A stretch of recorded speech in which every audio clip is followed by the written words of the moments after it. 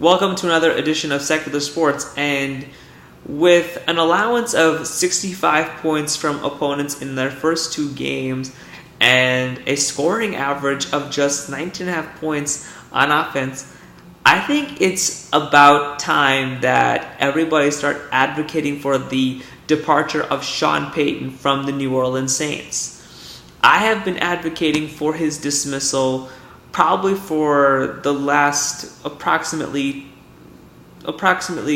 18 to 24 months, and over that time period, I have been advocating for the Saints to do something like trade him to a team like the Giants or the Broncos, any team that could use him as an offensive mind. And frankly, any defense of him staying has been pretty useless now. I mean, the defense could have worked several years back, possibly in a year like 2014, but based on the track record of recently, you'll see why the past excuses or the past reasons to keep him just don't work anymore. Yes, he was the Super Bowl champion head coach of the Saints back in 2009, and from 2006 to 2009, he was 38-26. 2006 was his first year with the team, as just mentioned right now, and he was named the coach of the year after turning around the second worst team in football, as they had gone through Hurricane Katrina and become the second of two NFC teams to win double-figure games in that lone season. Well, in latter years, after the Super Bowl victory, from 2010 to 2011 and in 2013, 2012 cannot count because of his absence during the bounty scandal, the Saints were 35-13, and it seemed like it was going very well, and obviously, when you look at his 2012 absence, the Saints going 7-9, and Drew Brees having a high interception year that year, and the fact that the Saints had some record lows on defense, like allowing a league low of 440 yards per game, you could see why Sean Payton's return was necessary. When you look at Brees in 2012, he had 19 interceptions, but people forget that he also had 22 interceptions in 2010. Well, to turn the whole defense and team around, Payton had hired Rob Ryan as the defensive coordinator, and obviously things worked after the 2012 sloppiness. They had become a top 5 team in terms of yards allowed and points allowed, with 305 yards per game along with 19 points allowed per game, and Rob Ryan was looking like even a possible head coaching candidate for a team down the road. Then from 2014 to 2016, 2 of 3 seasons that involved Rob being the defensive coordinator, the team not only went 21-29, but it has been a bottom 5 defense, and in certain areas a bottom 3 defense during that same period. They were the second worst in yards allowed in 2013 and 2015. They were the second worst in points allowed in 2016, and they were the absolute worst in points allowed in 2015. And you can't even use the high octane offense and a low time of possession as a reason for such poor performances. They allowed 2.3 points per drive in 2014, 2.58 in 2015, and 2.43 in 2016. Things have not exactly turned around with Dennis Allen, a guy you'd think would find success as a coordinator, considering that he had just returned from Oakland as a head coach, albeit a really lousy head coach. And as of right now, things have not gotten better under him. Despite Kenny Vaccaro having having some trade value and maybe being the best secondary player for the Saints among their healthy players right now, they are currently 29th in yards allowed and 26th in points allowed. They actually now have the worst secondary in football when you look at a significant statistic like plays of 20 yards or more. They have allowed 17 of them in all of 2017, and this is against 71 pass attempts, and that means they allow 23 point. That means that out of all the attempts that are going against them, their secondary, they allow big plays 23.9% of the time. That is how terrible that whole defense is, and frankly, Sean Payton must be held responsible, because when you have this dramatic drop from 2013 to 2014, it was wrong of you to keep Rob Ryan on the coaching staff. You know he's got a big mouth. You know how he can bring the worst out of the Ryan family when you look at his past history, and the fact that the performance did not exactly back up his bluster, his rhetoric, or his antics, or an accusation that Jerry Jones and Stephen Jones, knew what they were doing in Dallas, but they have the wrong people working with them. The fact that that team has gone to the playoffs in 2 of the past 3 full seasons, but the defense keeps on worsening, especially with that last place scoring total in 2015. I think that when you keep him on for at least 1 year too long, and if you're Sean Payton, you have to go.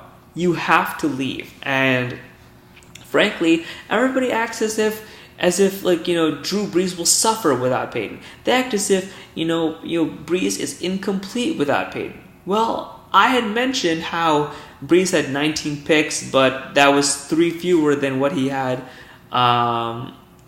2 years prior. When you look at his 2012 statistics, actually, he had again 22 picks in 2010, but 19 in 2012.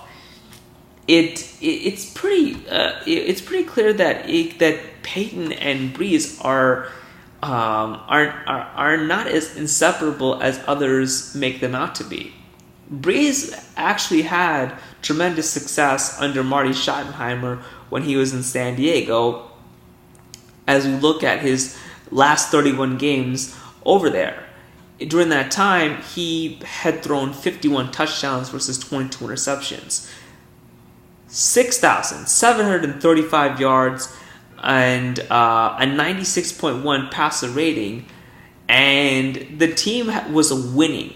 The team was 12-4 in 2004, and even though Brees had missed 1 game, were 9-7 in 2005. This was the team that broke the Indianapolis Colts' undefeated streak when they went 13-3 and ultimately lost to the Pittsburgh Steelers in the division round. Well, Drew Brees had a lot to do with that. Drew Brees had a lot to do with the dismantling of the Colts' temporary throne, and for him to be treated as if he's this orphan, as if he is this needy child, but Payton like a god, it's wrong, because Payton should do as good of a job on offense as he should on defense, because no Super Bowl team can be, in most cases, no Super Bowl team can be incomplete on one side of the ball. They have to be complete on both, if not good enough at both to win. They're too terrible on defense, and Payton is responsible for that. And everybody acts as if he's going to save this team, and there are some personnel moves that are put on General Manager Mickey Loomis, but people fail to realize that Mickey Loomis is not a football guy. He is a CEO. He is an office guy. Payton is the guy who gets all the players and has all the football ideas. If Payton is the brains behind this whole team, then he can't get the job done anymore. And yes, Mickey Loomis is trying to balance two team jobs at once by working for both the NBA's Pelicans and the NFL Saints. But the fact that they even have Payton like as the mastermind in the first place, it's not a good idea anymore. It just cannot hold up. And if Payton can find a job, he's too good of a coach for an NFL team to turn down. I mean, I had mentioned the Broncos and Giants as two possible destinations, and there's still a chance that he could go to New York because of this Ben McAdoo fuck up going on right now. I think that the possibilities are endless for Payton, and frankly, there's like little to no risk in him leaving or going to another team. He's got to go to the right team for sure, but his plans and moves in New Orleans is not getting this team to grow, and it won't surprise me if the Saints finish 5-11 at the end of the year. Well, if you are fixated over the potential replacement or Payton, or if you're gonna just say, "Oh, don't replace Sean Payton," because if you get rid of Sean Payton, who are you gonna get him with? Well, there are so many good head coaches out there, if not head coaching candidates, and based on the precedents of Jack Del Rio, Tom Coughlin, Bill Belichick, and Gary Kubiak, you might as well get a retread, because there are some retreads or available names out there that could, get another shot at head coaching and turn the team around. Gary Kubiak is actually one of them. Yes, he may have retired from Denver due to health issues and is currently, working in the scouting area, but it's not as if he would ever turn down the chance of coaching a great team like the Saints. And he'd be closer to home, Houston. Houston is, ways away from New Orleans, but it's not as if, it seems like it wouldn't be a bad fit based off of region, the team's competence, and the possibility of the NFC South being somewhat wide open. Well, other retread alternatives could include Jim Schwartz, the defensive coordinator of the Philadelphia Eagles. I think that he's actually doing a good job with that team, considering that it had far less talent in 2016 than the Buffalo Bills did in 2014, the last job that Schwartz had before he went to Philadelphia. I mean, I think that he's definitely a legitimate candidate. He's definitely somebody who is worth a shot of some kind. It wouldn't be a bad idea. I mean, the guy will help your defense allow fewer than 20 points, if not just around that area, and at the same time, he could help your team get 40 plus sacks with his wide nine stance. I don't think that he'd be a bad guy to at least interview. And obviously there is Mike Smith, who's doing a pretty good job with the Saints' rivals, Buccaneers, and he was the first coach in Atlanta Falcons history to have back-to-back winning seasons, and he probably went to more playoffs than even Dan Reeves did, and Reeves went to a Super Bowl back in 1998. Although I would never want him as my head coach, because he's looking more like Tom Bradley at Penn State. Josh McDaniels is always going to be available, but with rumors of him trying to eventually take over Belichick's spot in New England, McDaniels is not even worthy of a call. The Tom Bradley analogy makes a lot of sense, because when Joe Paterno was in his last decade of coaching at Penn State, Tom Bradley was deemed to be the eventual successor, and Bradley was reputed to turn down opportunities or head coaching opportunities at other schools, and even got interviews in previous times I think that maybe one of the last times he had got a legitimate interview before the whole Jerry Sandusky scandal had taken place, it was maybe 4 years before, if not maybe just roughly a year before he ultimately took over as the interim coach after Joe Paterno got fired. Well, Penn State went 1-3. A guy like Tom Bradley overplayed his hand. He kind of waited too long, and he didn't, find the right situation or didn't care to even take a risk. McDaniels looks like that red flag type of risk. I mean, if he's playing a two-slave right now, how can you trust him on third down or even fourth down when you have 3 yards to get to the next first down? I wouldn't take him. That Denver thing was a disaster, and him cheating off of the 6-win 49ers back in 2010. Not exactly somebody that you want leading your team. Well, other retreads that I like to include would be Scott Linehan,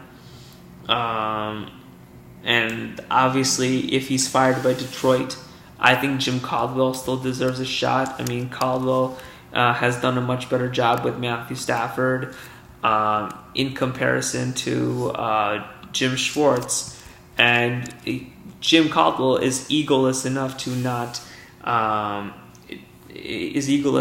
to win games and not make the team about him.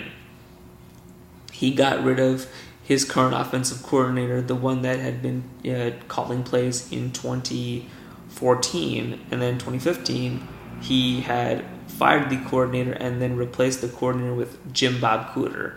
He even replaced Jeremiah Washburn, the offensive line coach, who's the son of famed defensive line coach Jim Washburn, and the team had a winning record after its bye week in 2015, 7-2 in its final 9 games, and Jim Bob Cooter might be one of the five best offensive coordinators in the NFL.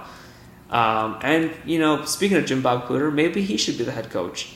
The guy knows how to run a dynamic offense. He knows offensive linemen.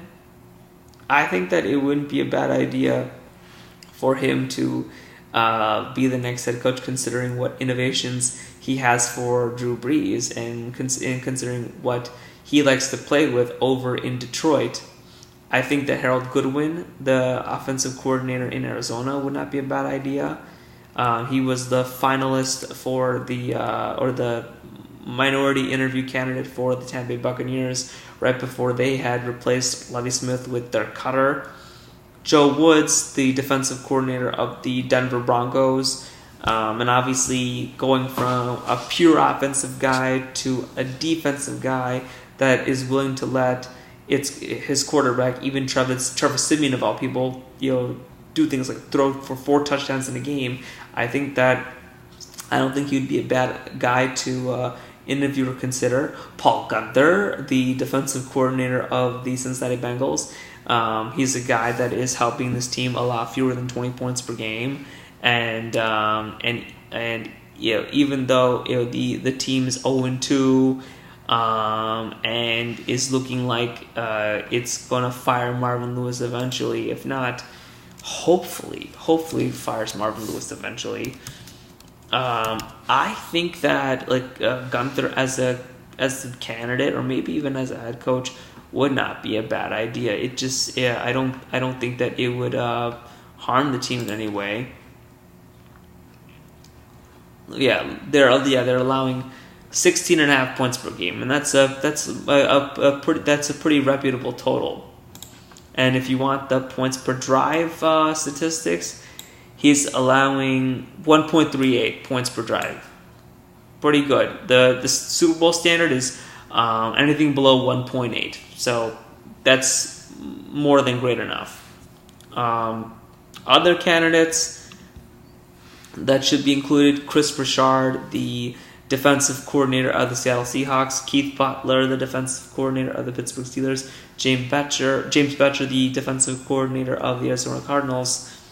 I don't think that any of these guys would be bad, but the thing is, can they work with Drew Brees, and will Drew Brees want to stay, considering that he's in his last year and he could be a free agent? But you never know. They could always use the franchise tag. There could always be a way for him to stay, and there may not be any place else for him to go, considering that he won a Super Bowl ring with this team and has proudly made New Orleans his regular season home. I just think that there's no other team that could fit him. I don't think there's any other team that, I'm not saying that they wouldn't want him, but I just don't see that there being another team that he could find any kind of success with. That's just my opinion. It's about who the head coach is, the system, and his surrounding talent. But there's no point, in being wanted by your team and then wanting to go elsewhere, especially when there are too many new pieces to play with. I mean, it's not like Peyton Manning, where he wasn't wanted anymore. Then all of a sudden, he goes to a place where he's wanted, Denver, and the pieces around him like Demaryius Thomas, Julius Thomas, and even Eric Decker, they're too good to pass up, and thus he wants to go to a place like Denver, and also the defense. I don't know if there's a place like that for Brees because of all the teams that are tanking for the Sam Darnolds and Josh Rosens of the world. I don't know if that team could be Cincinnati. I don't know if there's really a team that he could find any success in. I just don't. Besides, he's an indoor quarterback.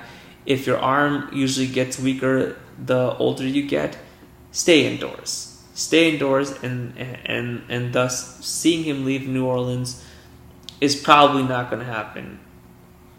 Well, hopefully the Sean Payton firing does happen, because sometimes things come to an end. Even the great Bill Walsh said that coaches have a shelf life. Unfortunately, it'll take a while for the Saints to realize that Payton has a shelf life, but you hope that the time could come before the regular season is over.